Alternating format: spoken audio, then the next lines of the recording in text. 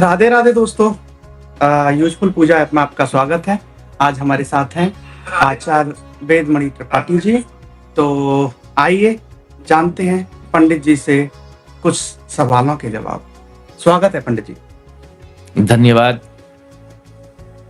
मैं आचार्य वेदमणि त्रिपाठी, यूजफुल पूजा ऐप में आपने मुझे बुलाया, बहुत बहुत धन्यवाद आपको। मैं यूजफुल पूजा ऐप की तरफ से यह अपील करना चाहूंगा समस्त भगवत प्रेमियों से कि इस पूजा ऐप से जुड़े और ज्यादा से ज्यादा ज्ञानार्जन कर पावें, अपनी समस्त समस्याओं का समाधान कर पावें, अपने जीवन में आए हुए समस्त संकटों से निवृत्ति पावें और भगवत प्राप्ति कर पावें। पंडित जी, मैं शुरुआत करूंगा आपसे। जैसा कि हमने अभी पिछले साल में देखा, चाहे हम अपने दैनिक जीवन की बात करें, नेशनली करें, इंटरनेशनली करें, तो बहुत सारे उतार चढ़ाव लोगों की जिंदगी में आए, बहुत सारी परेशानियां लोगों की जिंदगी में आई। तो ये क्या कारण रहा कि ये जो साल था लोगों की जो जिंदगी है उसमें उथल पुथल लेके आया? बिल्कुल बिल्कुल। पिछले साल जो पिंगल नाम का संवत्सर रहा, संवत 2082, उसके राजा जो थे सूर्य और मंत्री भी सूर्य रहे, इसलिए सब मनमानी हुआ, अपने मर्जी का कार्य हुआ। उपद्रवी लोग प्रभावी हुए और धर्म से जुड़े हुए लोग पीछे की तरह गिरे। इसलिए यह कहा जा सकता है कि ग्रहों की चाल पिछले साल की अपेक्षाकृत आने वाले 2026 के मार्च महीने से नया संवत्सर चालू होगा, वह संवत्सर बहुत बढ़िया रहेगा। अच्छा पंडित जी, जो पिछला साल रहा उसमें जो हमारे साल के राजा रहे सूर्य रहे और मंत्री भी जो सूर्य ही सूर्य रहे, जिसकी वजह से ये परेशानियां या उथल पुथल रही। तो इसमें कुछ राशियां ऐसी रही होंगी जो सबसे ज्यादा प्रभावित रही होंगी जी। तो आप थोड़ा सा बताएं कि कौन सी राशियां इस साल में सबसे ज्यादा प्रभावित रही? पिछले साल जो अभी वर्तमान समय का साल चल रहा है, इसमें पहली राशि, चौथी राशि और 8वीं राशि और मीन 12वीं राशि यह प्रभावित रही और इन राशि वालों को विशेष संकटों का सामना करना पड़ा, विशेष परेशानियों का। चाहे वह संकट कह लीजिए धार्मिक संकट हो, घर का क्लेश रहा हो, आर्थिक संकट रहा हो या नौकरी व्यापार इत्यादि का संकट रहा हो, लेकिन इन राशि वालों को विशेष संकटों का सामना करना पड़ा। जैसे आपने बताया पहला, चौथा, 8वां, 12वां। तो पंडित जी,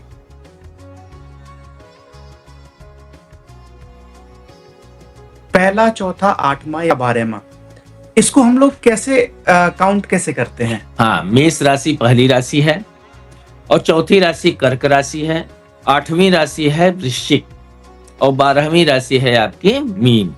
इसीलिए हम लोग ऐसे काउंट करते हैं, पहला मेष से ही प्रारंभ होता है। अच्छा, आपके हिसाब से जो राशियां हैं वो मेष से प्रारंभ होती हैं। तो अगर हम पहले से लेके 12 तक राशियों की बात करें तो पहला मेष हो गया, दूसरा राशि वृष। इस हिसाब से 12 राशियां हैं। 12 राशियां। बहुत अच्छा पंडित जी। अच्छा पंडित जी, एक चीज मैं आपसे जानना चाहूंगा कि जो हमारा साल था जिसमें उथल पुथल हम लोगों के जीवन में रही जी, वर्तमान में जी, अभी आपने एक चीज बताया कि आने वाला साल जो होगा वो मार्च से होगा जी। तो देखिए, मेरे जैसे जो लोग हैं और मुझे लगता है कि जो आजकल की जनरेशन है, मेरे और बाद वाली जो जनरेशन है, हम लोग जो ईयर को काउंट करते हैं वो काउंट करते हैं जनवरी से जी। और जो एक्चुअल में क्या है, मुझे जो समझ आ रहा है कि हिंदू जो ईयर है या जो ग्रह प्रभावी होते हैं वो प्रभावी होते हैं मार्च से जी। तो कोई जरूरी नहीं है कि मार्च से ही प्रारंभ हो, कभी कभी यह अप्रैल के पहले हफ्ते में भी आ जाता है। क्यों? कि यह चैत्र के शुक्ल पक्ष की प्रतिपदा से यह नया साल चालू होता है हमारा, और वह इस वर्ष 20 मार्च से प्रारंभ हो रहा है। अच्छा जी। और 1 जनवरी से नया साल कहा जाए तो आंग्ल भाषा का प्रयोग है, अंग्रेजी भाषा के हिसाब से यह देखा जाए तो नया साल माना जाता है, लेकिन हमारा पंचांग, हमारा धर्म, संस्कृति, सनातन इस बात को नहीं मानता और है भी नहीं। नव वर्ष का मतलब भी यही होता है कि जिसमें सब कुछ नया नया हो। उस महीने में आप देखेंगे तो वृक्षों से पुष्प आते हैं, आम के बौर लगते हैं, आम का फल आना प्रारंभ हो जाता है, अच्छी अच्छी खुशबू आती है, बसंत ऋतु आ जाती है, तो सब कुछ बढ़िया बढ़िया होने लगता है। तो इसीलिए हमारी प्रकृति के साथ नया संवत्सर चालू होता है। जी, बहुत अच्छा पंडित जी, जो हमारी प्रकृति है वो उस टाइम पे फलती फूलती और फूल देती है, अच्छी अच्छी महक आती है, सारी चीजें खुशियां से भरी होती हैं। ये हम लोगों ने जरूर सबने अनुभूति करी होगी। तो पंडित जी, अब आते हैं हमारे नए सवाल पे कि आने वाला जो साल है उसमें जो इस साल के, इस वर्ष के जो राजा हैं या मंत्री हैं वो कौन है? जी, आने वाला संवत्सर जो होगा, संवत्सर 2083, उसके राजा होंगे जो बृहस्पति गुरु, देव गुरु होंगे, और मंत्री होंगे मंगल। दोनों का सामंजस्य बहुत बढ़िया है। आने वाला समय बहुत बढ़िया होगा। बीच में एक पुरुषोत्तम मास भी लगेगा, जिसको हम आप कभी कभी कह देते हैं कि मलमास, और वह मलमास भगवान ने विशेष बनाया था, विशेष करके हिरण्याकश्यप को मारने के लिए जब आए थे भगवान, तो उस समय भगवान ने उसको जब विदारण करते समय कहा था, हरिणा दनुजेंद्र विदारणम कृतमहोनाथ दयालुना। भगवान जब उसका विदारण कर रहे थे तब उन्होंने कहा कि हमने तो वचन मांगा है कि हम किसी महीने में नहीं मर सकते, तो भगवान ने कहा ये तेरे लिए स्पेशल महीना मैंने बनाया है, जिसे पुरुषोत्तम मास कहते हैं, अधिक मास भी कहते हैं और मल मास भी कहते हैं।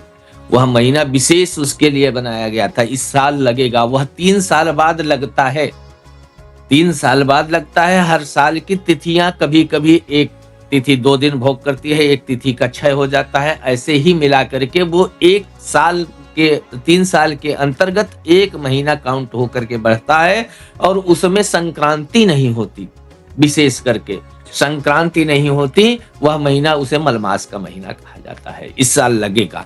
इसलिए मैं कहूंगा कि गुरु राजा होने के कारण और मंत्री मंगल के होने के कारण दोनों जन का सामंजस्य बहुत बढ़िया है।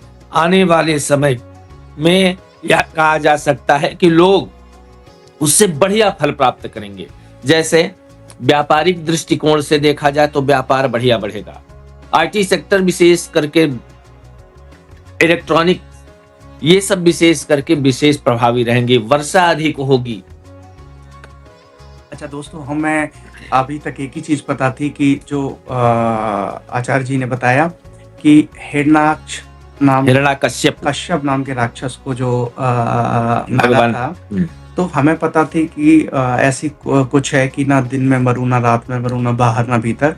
तो एक नया चीज हमें जानने को मिला कि उसके लिए एक पूरा मास, प्रभु ने एक एक्स्ट्रा मास बनाया, पूरा महीना बनाया, जो भगवान की दिया हुआ वरदान था, उसको खत्म ना हो, उसको पूरा ओवरलैप करके उसको आगे जाके कैसे उसका वध करें, क्योंकि वही जन्म देने वाले हैं और हरने वाले, मृत्यु करने वाले भी प्रभु ही हैं, तो उनसे परे कुछ भी नहीं है।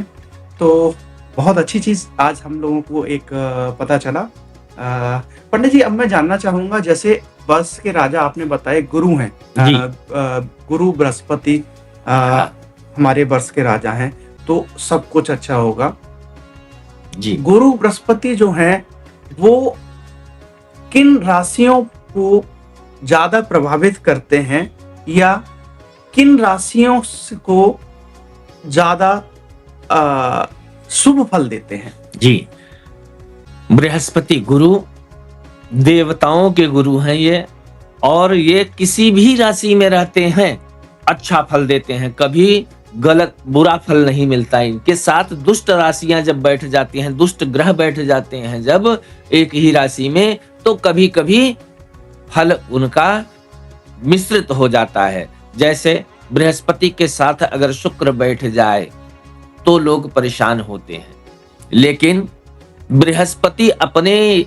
स्थान पे बैठने के बाद समस्त बाधाओं का निवारण करता है और उच्च तक ले जाता है। और किसी एक पर्टिकुलर एक राशि के लिए नहीं कहा जा सकता कि बृहस्पति उसको परेशान कर रहा है, बृहस्पति खराब है, ऐसा नहीं होता।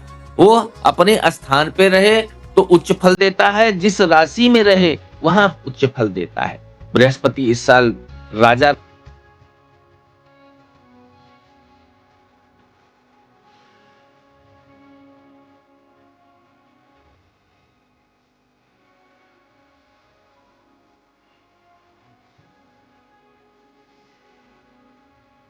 तो ये होना स्वाभाविक है। पंडित जी जानते हैं हम, हमारे नए जो सवाल है, हमारे जो मंत्री हैं इस साल के, वो हैं मंगल मंगल। देव। तो मंगल देव के बारे में जैसे कहते हैं धरती पुत्र हैं, पृथ्वी माता है उनकी, और बहुत स्ट्रॉन्ग ग्रहों में उनका काउंटिंग होती है, जिस पे प्रसन्न हो जाएं तो उसको अर्थ से फर्श वाली कहानी बिल्कुल शायद बिल्कुल इनके बारे में कहते हैं। तो कैसे हैं ये मंगल ग्रह मंगल और मंगल मंत्री हैं इस वर्ष, और मंगल बहुत ही बढ़िया फल देने वाले हैं। समस्त भारत के क्या विश्व के समस्त जन को मंगल शुभ फल देगा, और पृथ्वी का स्वामी होने के नाते अनेक प्रकार का व्यापारिक दृष्टिकोण से भी देखा जाए तो लोगों को व्यापार बढ़ेगा, और नई प्रॉपर्टीज खरीदेंगे, लोग बेचेंगे। अन्यत्र मंगल सबके लिए अच्छा फल देगा बृहस्पति के साथ होने के नाते। और जिसका मंगल खराब हो जाता है ना, कभी कभी आपने सुना होगा कि मंगल बहुत खराब है, लोग कह तो रहे हैं मंगल, और मंगल कब से खराब हो जाए। मंगल खराब होता नहीं, मंगल के साथ कुराशियां अगर कभी कोई गलत ग्रह बैठ जाता है तब वह खराब होता है, तो वह पेट उदर संबंधित परेशानी कुछ न कुछ खड़ी करता है, और कोई विशेष बात नहीं। मंगल अपने में बहुत बढ़िया फल देने वाला है। और इस साल तो यह मैं कहूंगा कि मंगल की प्रसन्नता के लिए सभी लोगों से हमारी यह अपील होगी, गुजारिश होगी, हम प्रार्थना करेंगे कि सभी लोग हनुमत कृपा प्राप्त करें, हनुमान जी की पूजा करें, हनुमान चालीसा का पाठ करें नित्य प्रति सभी लोग, तो मंगल अच्छा मंगल फल देगा।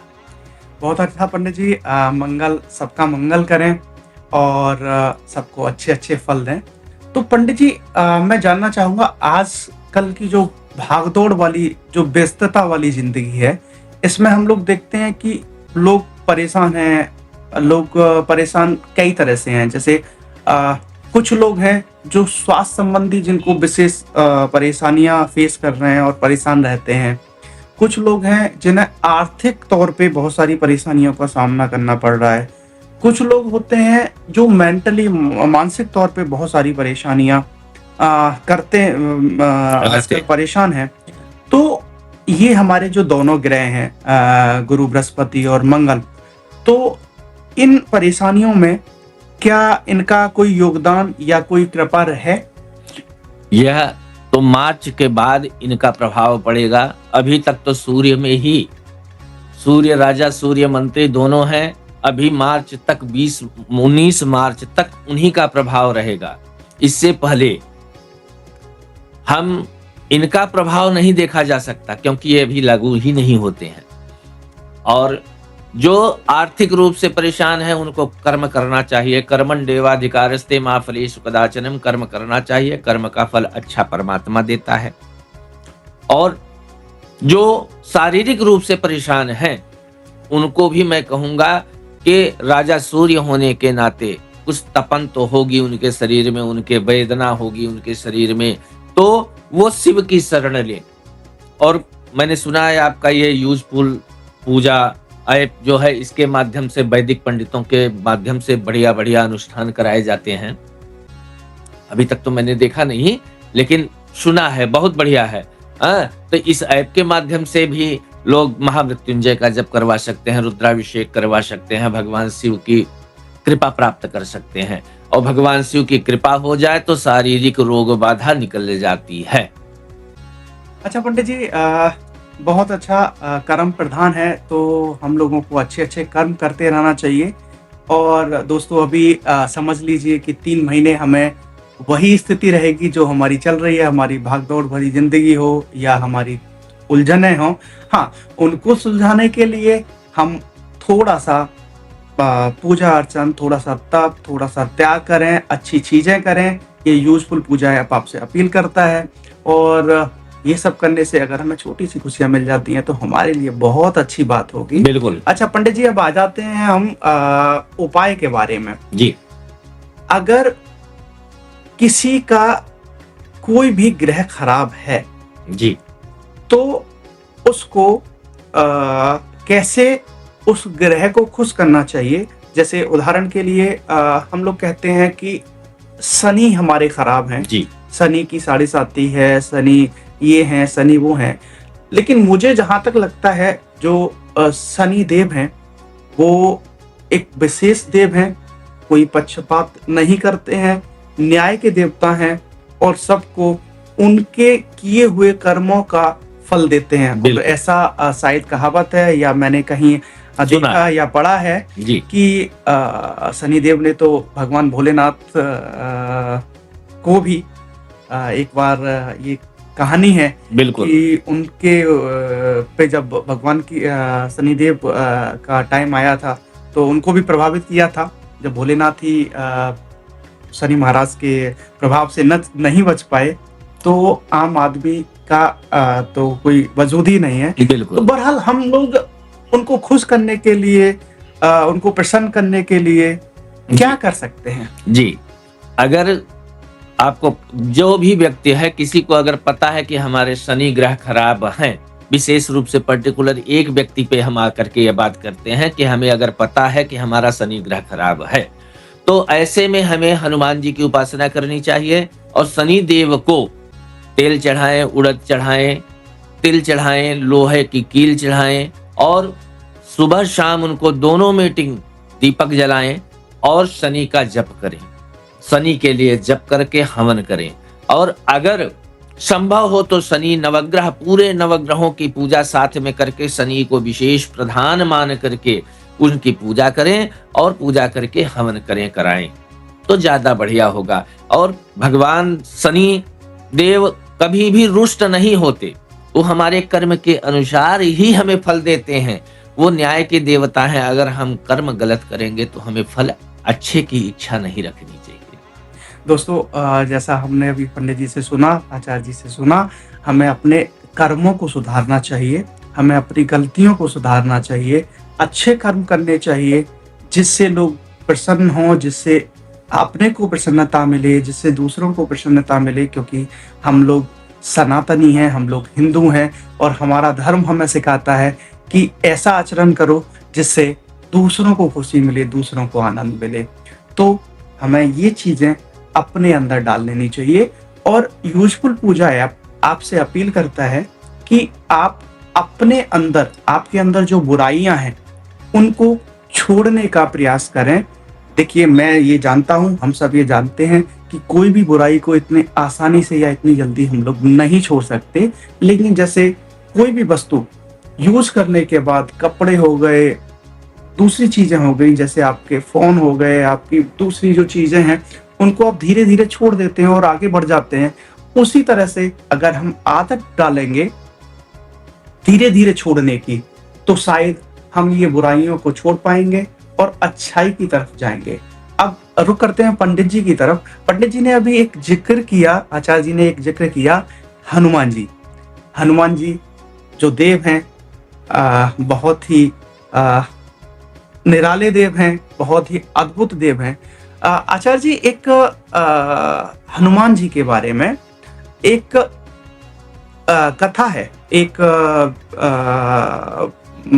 जिसे बोलते हैं व्याख्यान है कि जहाँ जहाँ भगवान की कथा होती है, जी, वहाँ भगवान हनुमान जी वहाँ उपस्थित विराजमान होते हैं, ज़रूर होते हैं। विराजमान बिल्कुल, होते हैं। भगवान की कथा उनको इतनी प्रिय है कि वो हर एक कथाओं में आते हैं, चाहे छोटी कथा हो, चाहे बड़ी कथा हो, चाहे छोटा वक्ता आए, चाहे बड़ा वक्ता आए, इंटरनेशनल वक्ता आए, उससे फ़र्क नहीं पड़ता। फ़र्क तो केवल इतना पड़ता है कि भगवान की कथा हो। क्योंकि जब सीता जी ने हनुमान जी को वरदान दिया है कि अजर अमर गुण निधि सुत होवूं करऊं बहुत रघुनायक छोहू। सीता जी ने उनको वरदान दिया है कि आप अजर अमर रहेंगे। तो हनुमान जी की मृत्यु का कोई प्रमाण नहीं है। राम जी का जन्म हुआ उसके बाद जब वो धराधाम को छोड़ करके साकेत धाम को जा रहे थे ना, तो उसी समय हनुमान जी ने हाथ जोड़ करके राम जी से कहा कि प्रभु अब हमारे लिए आदेश क्या है, आप तो यहाँ से जा रहे हैं। तो भगवान ने कहा कि हनुमान, मेरे जाने के बाद मेरी कथा का वर्णन जहां भी होता हो उसका प्रचार करो, भगवान के गुणानुवाद का प्रचार करो, इसीलिए तुम रहो। तो हनुमान जी को राम जी ने वरदान दिया है कि जो भी हमारी कथा हो वहां पहुंच करके सारी सुव्यवस्था व्यवस्थित करना। तो हनुमान जी की ही कृपा होती है तभी कथा व्यथा हो पाती है, नहीं तो अन्यत्र कथा ना हो पाती। अभी बीच में हमने प्रतापगढ़ में एक कथा चल रही थी लाइव, मैंने एक दिन देखा था कि पूज्य श्री राजन जी महाराज की कथा चल रही थी। उस कथा में उन्होंने कहा कि मैं मंच पे जब बैठता था ना, तो एक छोटी सी तितली मंच पे मेरे बैठने का इंतजार जैसे करती रहे। मैं पहुंचता था, मंच को नमन करता, गद्दी पे बैठता, फिर वह तितली पूरे गद्दी की पूरी एक परिक्रमा लगाती और उड़ जाती, उसके बाद दिखती ही ना। तो ऐसा 9 दिन की कथा थी, 7 दिन उन्होंने लगातार देखा, 8वें दिन उन्होंने इस बात का वर्णन किया और 9वें दिन कथा का समापन हो गया। बहुत बढ़िया चकाचक कथा हुई। तो मेरे कहने का मतलब कि हनुमान जी कोई भी कथा होती रहे तो हनुमान जी पहुंचते जरूर है किसी न किसी रूप में। कोई जरूरी नहीं है कि हनुमान जी अपने पुराने रूप में प्रत्यक्ष रूप में आ जाएं तो कथा नहीं हो पाएगी, लोग उन्हीं के पीछे परेशान हो जाए। जी बिल्कुल। और मुझे लगता है कि जैसा आज का टाइम है और कलयुग चल रहा है, तो हम लोग में उतनी सामर्थ नहीं है कि प्रभु हमारे सामने साक्षात प्रकट हों और हम उनके दर्शन कर पाएं। जी ये हमारे जैसे आम और तुच्छ जो मानस हैं, जो लोग हैं, उनके बस से बहुत परे है। उसके लिए हमें बहुत त्याग, बहुत तप और बहुत ही मंथन करने की ज़रूरत होती है। हमें अपने अंदर से बुराइयों को निकालने की ज़रूरत होती है, अच्छाइयों को ग्रहण करने की ज़रूरत होती है। और अगर हम धीरे धीरे इस रास्ते पे चलते हैं तो ज़रूर एक ना एक दिन प्रभु का साक्षात्कार बिल्कुल बिल्कुल होता है। पंडित जी, मेरा अगला सवाल इसी कड़ी में रहेगा। आजकल हम लोग देखते हैं मंदिर चाहे कोई भी हो, देव धाम चाहे कोई भी हो, जैसा अभी टाइम चल रहा है, कहते हैं कि पाप बढ़ रहा है, पुण्य घट रहा है। लेकिन देखने में तो लगता है कि पुण्य बढ़ रहा है। आप किसी भी धाम जाइए, किसी भी मंदिर जाइए, वहां लाइन लगी होगी घंटों दर्शन के लिए लोग। और कहीं कहीं तो मैंने ऐसा सुना है कि 12-12, 18-18 घंटे लोग दर्शन करने के लिए लाइन में लगे रहते हैं और जब जाके नंबर आता है। तो इसको आप कैसे देखते हैं? जी, ऐसा बहुत जगह है, ऐसा देखा जाता है। लेकिन हम यह मानते हैं, जो आपने कहा कि आप किस दृष्टिकोण से देखते हैं, तो जो हम मानते हैं कि भगवान की भक्ति जहां है वहीं करिए। कोई जरूरी नहीं है लंबी लंबी लाइनों में परेशान हो। स्वास्थ्य को ध्यान देते हुए, अपने आप को ध्यान से ध्यान में रखते हुए तभी दर्शन करने को जाएं। भीड़ मचाने की जरूरत नहीं है। अपने घर में बैठ करके भी भगवान की पूजा की जा सकती है। हम यह कहेंगे कि हमारा कर्म ही अच्छा है। और जैसे अभी आपने कहा ना कि हमें लगता है पुण्य अधिक है, तो यह तो अच्छी बात है कि धराधाम पे पाप का विनाश हो, पुण्य का प्रकाश हो, पुण्य बढ़े।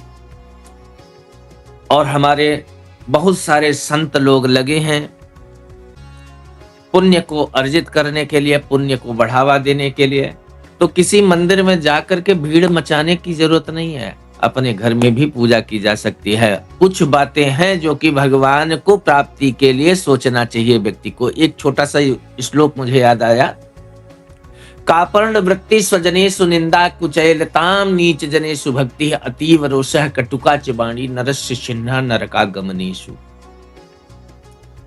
अगर परमात्मा ने हमें सामर्थ्यवान बनाया है तो हमें अच्छे से रहना चाहिए। कापर्ण वृत्ति, कंजूसी नहीं करनी चाहिए। अच्छा खाओ, अच्छा पहनो, अच्छे तरीके से सांसारिक जीवन में रहो और भगवान का स्मरण करो।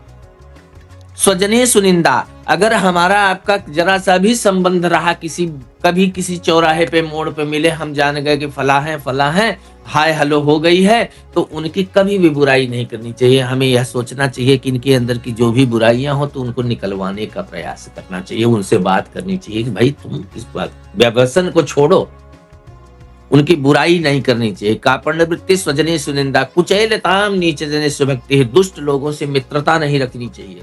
अगर एक शराबी से हम बैठ करके चौराहे पर बात करेंगे, हम शराब न पिए, उसके साथ बैठे भी केवल रहे ना, तो लोग देखने वाले तो यही कहेंगे कि शराबी है यह भी। अगर गंगा जल को ले जा करके लोटे में शराब की दुकान के पास बैठ करके पिया जाए तो लोग यही कहेंगे कि यह शराब पी रहा है। लेकिन यही संगति और दुष्टों की संगति का प्रभाव है कि शराब को लेकर के गंगा जी के किनारे लोटा और गिलास में डाल करके पीजिए तो लोग कहेंगे गंगा जल पी रहा है। ये संगति का प्रभाव है। कापर्ण वृत्ति स्वजने सुनिंदा कुचैलताम नीच जनेषु भक्ति अतीव रोषः कटुका च वाणी, क्रोध बहुत नहीं आना चाहिए। क्रोध एक क्षण का आता है, वह विनाश का कारण बन जाता है। इसलिए क्रोध को पीने की व्यवस्था बनाए, इसी में हमारे जीवन का सार्थकता है। हम क्रोध में अपने विनाश को ना करें।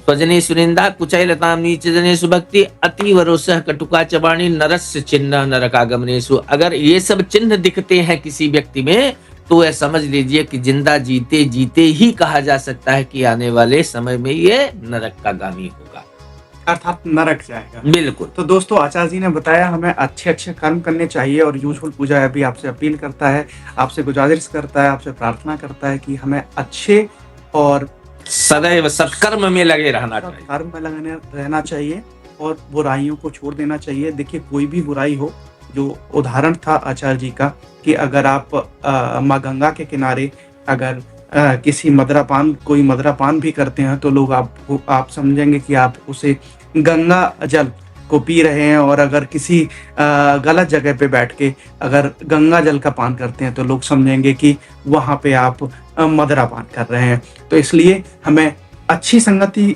को अनुसरण करना चाहिए, उनकी साइड ज़्यादा जाना चाहिए, बुराई से थोड़ा दूर रहना चाहिए। ये हमारा पहला स्टेप होगा। यूजफुल पूजा ऐप आपसे ये गुजारिश भी करता है कि आप सदैव बुराइयों से दूरी बनाएं, अच्छाइयों की तरफ जाएं और अच्छे अच्छे कर्म आप करें। अगर आपकी कोई भी समस्या है, आपकी कोई परेशानी है, तो डिस्क्रिप्शन में जो नंबर है उस पे आप कॉल करके, मैसेज करके या अपना ईमेल करके वहाँ से पंडित जी के साथ डायरेक्ट जुड़ सकते हैं। उनसे आप अपने बारे में, अपने पास्ट या फ्यूचर के बारे में कोई सवाल है, आपकी कोई परेशानी है, उससे नजाकत कैसे पाएं, उससे कैसे छुटकारा पाएं, वो उपाय, इस तरह की चीज़ें आप पूछ सकते हैं, अनुसरण कर सकते हैं पंडित जी द्वारा बताई गई बातों का।